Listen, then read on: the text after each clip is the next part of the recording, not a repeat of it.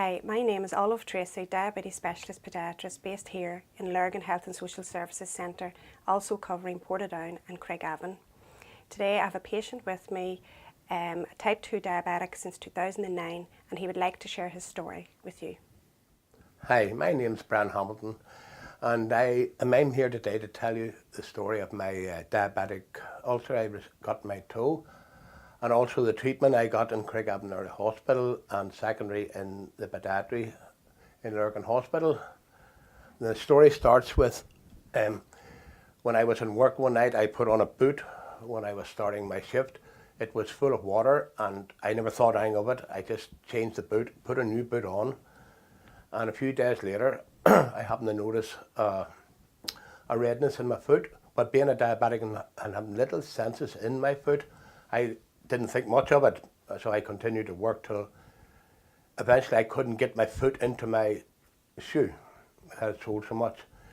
I started to panic, and I was greatly advised to go over to A&E in Craigavon Hospital, thinking I would be there just for a few minutes.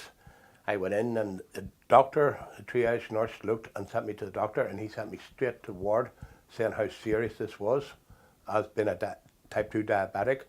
And I didn't know nothing about the seriousness at the time, so I went up and they put me on antibiotics, and I was in hospital for the first time for approximately 8-9 days. And when they released me, I went home and they dressed me, and I went to the pediatrist in Lurgan Hospital.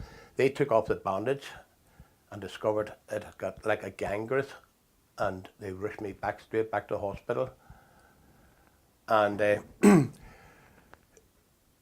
they put me on more antibiotics, and they kept me in for almost 2 weeks. So in the end, nothing was working, and the consultant who was dealing with my foot decided to send for Larvae, which he put on, which actually cleared up the infection in my toe, and they were happy enough with what they had done, so they released me with more larvae on my foot, and the nurse come and took it off.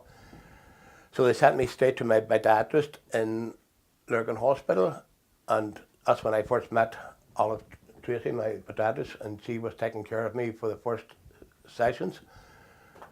At that stage I wasn't out of the woods because the infection had actually got into the bone, and due to Olive's expertise, she actually managed to remove the infected bone so the healing process could continue, which it done.